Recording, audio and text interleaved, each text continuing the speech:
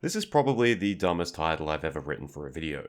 I mean, I've made some videos about some pretty weird or obscure parts of Tolkien's Legendarium, but I won't blame you if you think that this is the weirdest. Okay, so maybe I'm being a bit hyperbolic in the title, but before you judge me, all will be explained, and the title of the video will make a lot more sense. There's not much else to say other than, let's talk about that brief period of time where China, yes, the real-world China, was canonically part of Middle-earth. So if you're familiar with Tolkien's work, you will know that in the very beginning, Tolkien planned on making a mythology for England, because when compared to Celtic or Norse legends, Anglo-Saxon England didn't really have a huge amount. You can see remnants of this in some of Tolkien's earliest writings, such as the Book of Lost Tales 1 and 2, and The Lost Road. You get tales about Eoriol, a Dane, ending up sailing to the Isle of Tol Eressëa, where he would meet the earliest version of the Elves. This story would evolve, and Eoriol would eventually become Elfline, an Anglo-Saxon man of the 9th century AD, while in Tol Eressëa, Elfline would learn works that would come to be featured in the Silmarillion, such as the Children of Hurin. These stories would return to England with Elfline, and 1,000 years later Tolkien would translate them, basically an elaborate framing device. But over time, Tolkien moved away from this idea. The world became more fantastical, and instead of his writings being a mythology for England, Arthur became a mythological, prehistorical version of our own world. Of course, many things in that world remained heavily inspired by our own world. There are parallels between the Westlands of Middle-earth and Europe, there are parallels between Rhûn and Asia, there are parallels between Harad and the Middle East and Africa. Places like Númenor were inspired by the fictional tale of Atlantis and drew heavily from Egyptian themes. And when it came to the realms in exile, Gondor and Arnor, there are parallels between the Roman Empire, and Tolkien once described Minas Tirith as a Byzantine city.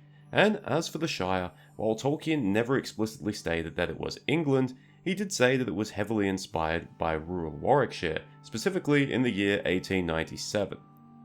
Alright, so what's this got to do with China? Well, throughout the 1920s, the Silmarillion started to take form, but in 1930, Tolkien began to work on something new. In a hole in the ground, there lived a Hobbit. Yes, Tolkien started work on the Hobbit, but once again, if you're familiar with Tolkien, you might know that he didn't start writing the Hobbit with all these ideas of a grand legendarium in mind. The Silmarillion was something else entirely. The Hobbit was a standalone children's book, and The Lord of the Rings did not exist in any shape or form. Realistically, you could say that Middle-earth didn't really exist in a recognizable form. So when Tolkien started writing The Hobbit, he wasn't writing in Middle-earth the same way we recognize it. We know this because in the earliest version of The Hobbit, Bilbo knows and speaks about China. Yes, for a brief period of time, Bilbo Baggins and China existed in the same universe. This can be found in John D. Rateliff's History of The Hobbit, released in 2007. It gives us insight into Tolkien's unpublished drafts of The Hobbit, including his planned revisions for a third edition of The Hobbit that would bring it more into line with The Lord of the Rings and other works.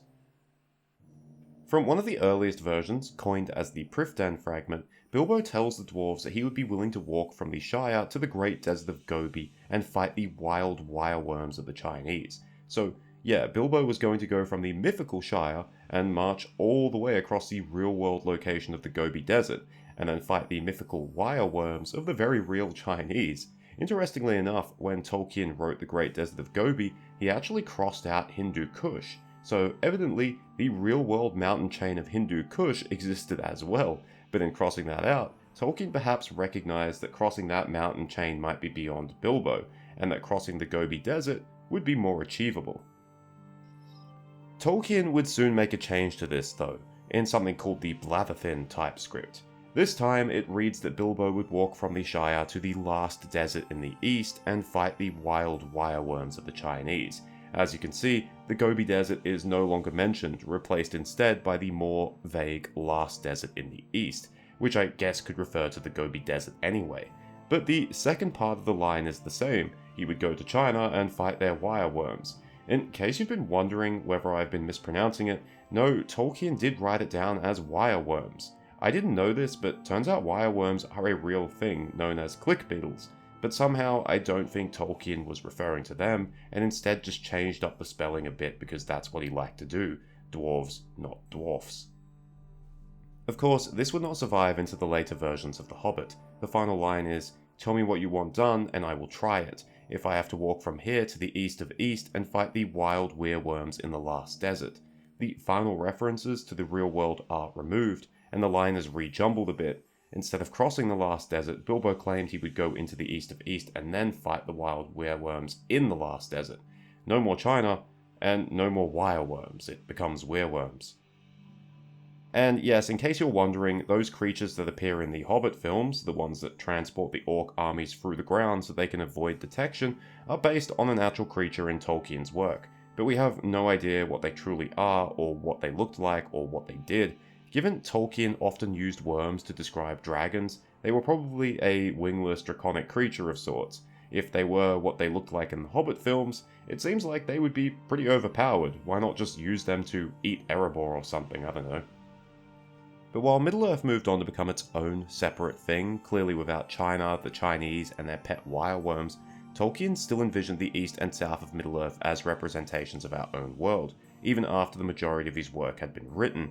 In an interview with Henry Resnick from 1966, when asked about Rune, Tolkien says this: "Rune is the Elvish word for east, Asia, China, Japan, and all things which people in the west regard as far away, and south of Harad is Africa, the hot countries." This is the same interview where he states that the Westlands, the popular concept of Middle-earth, is representative of northwestern Europe. So that isn't to say that a one-for-one of China, Japan, and India existed in the east of Middle-earth in Rune, and that a one-for-one of various African nations and peoples existed in Harad, unlike in Warhammer Fantasy where those places exist as Araby, Ind, Cathay, and Nippon. That's not a shot at Warhammer Fantasy, I do love it, but the laziness there is audacious. But it is to say that Tolkien was inspired by these places, and that while China, as we know it, doesn't exist in Middle-earth, a place, an empire that is very similar to China, could have existed somewhere in the east of Middle-earth. And if we're going by Tolkien's idea that Middle-earth was our own world, just prehistoric, then the far east of Middle-earth would eventually become China. We actually see this in the video game Shadow of War. When faced with the lore abominations that are the Nazgul sisters, Rhea and Yuka, we learn that they are the daughters of a man that was called Emperor Sargong, who ruled over the kingdom of Shen in the far east of Middle-earth. As if the names don't give it away, we do witness a cutscene where Emperor Sargong looks exactly like a Chinese emperor, and the architecture looks very Chinese. While sure, the kingdom of Shen and Emperor Sargong aren't canon, going by Tolkien's own words, places like this could have existed in the far east of Middle-earth. Certainly, it isn't the worst thing that game did. Thank you for watching, I hope you enjoyed it or at least found it interesting, and I hope you feel that the title was justified. I'm not a fan of blatant clickbait or titles that could be perceived as clickbait, but sometimes you kind of just have to go with the simplest, most enticing title, otherwise people will get confused and just not click on the video at all. If you have any other obscure things you want to know about, please let me know. Crovera keeps asking about Lost Laden and the Last Desert. While this video didn't help with Lost Laden, I hope it helped with the Last Desert. It's basically the Gobi Desert. We'll get to Lost Laden another time. Cheers, farewell, and remember, China may not exist in Middle-earth anymore, but it would be great if Chinese food still did.